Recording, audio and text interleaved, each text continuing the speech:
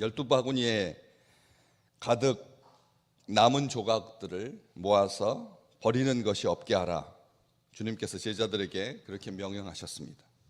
먹는 사람은 흥에 겨워서 이렇게 먹고 저렇게 먹고 부스러기가 남기도 하고 떨어지기도 하고, 또 이런 와중 속에 이제 완전히 어두워져서 횃불을 켜고 사람의 얼굴을 확인하고 그렇게 큰 잔치, 장식이 있고 음악이 흐르고 하는 그런 들녘이 아니라 이제는 이제 다 헤어지고 흩어지고 각자의 집으로 가야 하는 그 잔치의 끝자락에 보여지는 그 스산함, 그런 와중 속에서 같이 섞여서 먹지도 못하고 계속 한 사람이라도 더 먹을 수 있도록, 더 배불리 먹을 수 있도록, 완전하게 먹을 수 있도록, 만족하게 먹을 수 있도록 제자들은 수고했습니다.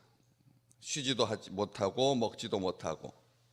그런데 우리 주님께서 그 부지런하게 그 떼어주신 자그마한 보리떡 덩어리, 큰 통빵이어가지고 한 사람이 그거 하나 껴안고 먹을 수 있는 그런 상황이 아닌 상태에서 꼬마의 어린아이의 아주 어린 아이의 그 도시락에 담겨있던 자그마한 사이즈의 보리떡을 주님께서 수시로 끊임없이 계속 5,000명을 다 먹이려고 한순간도 쉬지 않냐고 계속 찢어주신, 나눠주시는, 제자들이 찢어서 가져간 것이 아니라 주님께서 찢어주시는 그 자그마한 부스러기들, 자그마한 떡덩이들, 한 입에 먹기에도 작은 그런 사이즈의 떡을 제자들이 나누느라 가는 동안에 바구니를, 우리가 생각하는 한국식 바구니처럼 이렇게 넓은 그런 대야 같은 바구니가 아니라 이스라엘에서 쓰는 바구니는 등에다 매는 통으로 이렇게 물병같이 자루같이 생긴 그런 바구니에 담겨있는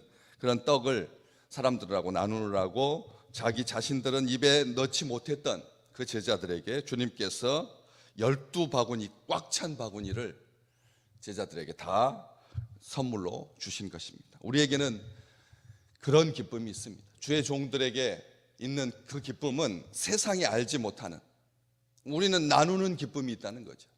주님의 것을 사람들과 나누는, 이 주의 백성들이 가진 이 축복이 본질적인 축복이고 영원한 축복이고 완전한 축복입니다. 말씀을 가진 자가 누리는, 말씀을 받은 자가 누리는 그 말씀을 나눌 수 있다라고 하는 것. 그래서 보리떡 5개로 먹고 남은 조각이 가득했습니다. 생명과 즐거움과 하나님의 은혜와 긍휼과 진리가 우리 생애에 떨어지지 아니하고 풍성할 줄로 믿습니다. 이게 주의 백성들이 가진 축복이죠. 그런데 그것을 나누어서 먹었던 사람들은 오늘 본문 말씀에 예수께서 행하신 이 표적을 보고 뭐라고 말했느냐면 참으로 세상에 오실 그 선지자라 이렇게 칭찬했습니다. 이렇게 호의적인 반응을 보였습니다. 좋을 때는 누구라도 먹을 것 나눠주면 싫다고 할 사람 아무도 없는 거지. 좋을 때는, 잘 될 때는 아무도 이것에 대해서 문제 제기도 하지 아니하고 영접지 아니하는 사람이 없습니다. 다 좋다고 말합니다. 이는 참으로 세상에 오실 그 선지자라, 완벽한 주님에 대한 통찰이고 주님에 대한 칭찬이고 주님에 대한 기대인 거죠. 그런데 그 속에 숨어있는 뒷배경이 문제인 겁니다.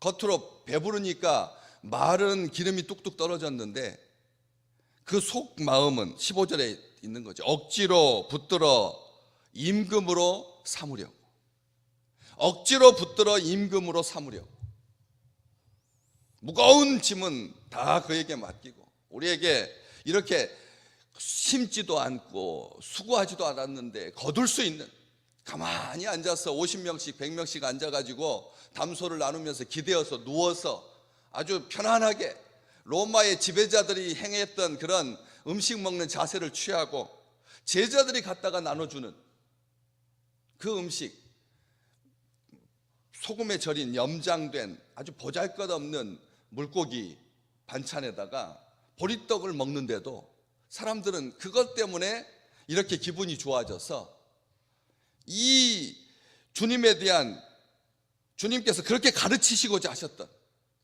오래전부터, 오시기 전부터 도덕적이고 지적인 계몽을 통해서 희미한 빛을 통해서 사람들에게 경고하시고 선지자들을 보내셔서 교훈하시고 가르치시고자 했는데, 선지자들을 그렇게 박해했던 그 사람들이 먹을 것 앞에서 활짝 웃으면서 세상에 오실 그 선지자다 이렇게 말했다.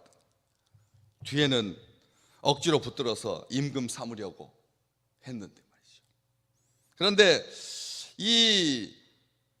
그 세상에 오실 그 선지자라고 하는 이 말이 우리가 생각하기에 완전한 말인 것 같아도 속에 뒷배경이 거짓이면, 뒷배경이 다른 목적이면 앞쪽에 아무리 아름다운 그런 목적도 퇴색하고 마는 것이죠. 그걸 어떻게 알 수 있느냐? 제자들에게 우리 주님께서 자기 자신을 온전하게 계시해 주셨습니다. 오병이어의 기적뿐만 아니라 물 위를 걷기도 하고 죽은 사람을 살리기도 하고 환자들, 중풍병자들, 눈먼 자들 다 고쳐주셨습니다. 사람들이 그렇게 밀려들고 제자들이 그 속에 있으면서 우리 주님에 대해서 완전하게 이해할 줄 알았지만, 나중에 요한복음 16장 뒤로 쭉 넘어가 보실까요? 한번 뒤로 넘어가 보시죠. 16장 12절. 요한복음 16장 12절. 16장 12절입니다. 같이 읽어보겠습니다. 내가 아직도 너희에게 이를 것이 많으나 지금은 너희가 감당하지 못하리라. 이게 부활의 빛으로 완전하게 계시해 주시기 전까지는 사람들이 감당하지 못한다는 겁니다. 우리가 부활의 능력으로 성령께서 도와주셔야 예수 그리스도에 대해서 완전하게 알지, 완전하게 은혜를 누리지, 완전하게 흔들리지 않지.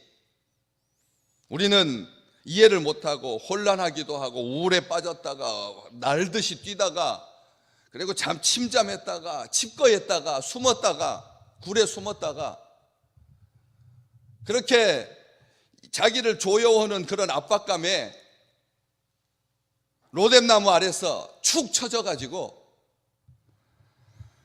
감당하지 못한다는 겁니다. 주의 그 은혜를 감당하지 못한다라고 하는 것이죠. 주님께서 우리의 중보자가 되시고 하나님과의 화해를, 회복의 사역을 감당하시고 그리스도가 가지신 그 삼중직을 행하시죠. 선지자로, 대제사장으로, 왕으로 나누이지 아니하는 그 완전한 그런 직무를 지금도 수행하고 계시는, 죄에 대해서 무지하기 때문에 구원에 대해서 확신을 가질 수 있도록 성령을 통해서 계시해 주시고 깨닫게 해 주시지만, 우리는 온전하게 주님께서 자기 자신을 완전하게 계시할지라도 우리의 눈이 가려져서 우리의 욕심 때문에 주님에 대해서 오해할 수가 있고 감당하지 못할 때가 있다는 것입니다. 에베소서 4장에서 사도 바울은 경고했습니다. 총명이 어두워지고 무지해졌어. 마음이 굳어짐으로 말미암아 하나님의 생명에서 떠나 있도다. 무지로 말미암아서 마음이 굳어짐 때문에, 우리의 마음이 얼마나 간사한지 아시지 않습니까? 우리의 마음이 얼마나 교만한지.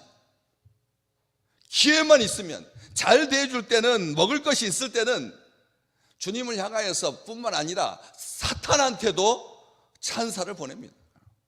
누구라도 세워도 좋다는 거죠. 이 사람이 인격적으로 결함이 있든 이 사람 저 사람 만나든 상관없이 누구라도 괜찮습니다. 냉철함 앞에서, 지성 앞에서, 이성 앞에서 그러한 모든 기대들이 무너졌을 때 우리는 아주 냉담하게 돌아서는 그런 존재들인 것이죠. 주님께서 오셔서 지금도 우리 가운데 계셔서 깨닫게 하시고, 성령께서 말할 수 없는 방식으로 우리를 위해서 중보하시지 않는다면 하나님에 대한 지식, 하나님에 대한 교훈, 하나님에 대한 고백, 성도에 대한 사랑, 사회 봉사주의 다 가짜일 수 있습니다. 우리는 이런 것들 걷어내야 됩니다. 좋죠. 좋을 때는 행복하고 좋죠. 그러나 자기 감정 때문에, 자기 느낌 때문에 얼마나 우리가 간사한지, 생명의 빛을 얻게 하시려고, 어둠에 다니지 않게 하시려고 우리 주님께서 지금도 우리에게 계시의 영을 주사 온전하게 주님을 고백하게 하시고, 하나님의 본성에 대해서, 하나님의 인격에 대해서, 하나님께서 우리를 얼마나 사랑하시는지, 하나님께서 우리를 얼마나 기뻐하시는지, 하나님께서 우리를 염두에 두시고 계획하신 모든 것이 바로 우리를 향하고 있다는 것을 잊지 마시기를 주님의 이름으로 축복합니다. 말씀의 사람이셔야 된다는 거예요. 종교적인 관습에 따라서 움직이는 자들이 아니라 말씀을, 오늘 지금 나에게 주고 계시다. 하나님은 그 자취를 따라오게 하신다. 삶으로 본을 보여주신 우리 주님, 승천하신 이후에도 우리에게 성령을 보내주시고 성경을 보내주시고 또 주의 종들을 끊임없이 세우셔서 우리로 하여금 지금도 하나님의 은혜 앞에서 완전해지도록, 찢어진 그물이 수선되도록, 부러진 뼈가 맞춰지도록, 출항할 준비를 갖출 수 있도록 완전하게 하시는, 그럴 때까지 길이 참으시고 인도하시고 보호하시고 동행하시는 우리 주님의 축복이 우리 생애에 날마다 이어지시기를 주님의 이름으로 축복합니다. 말씀의 사람, 세상에 오실 그 선지자, 속에 억지로 붙들어서 임금으로 삼으려고 하는 그런 계획이 없이, 만약 그런 모습이라면 우리 주님께서 우리를 떠나실 것입니다. 다시 혼자 산으로 떠나가시니라.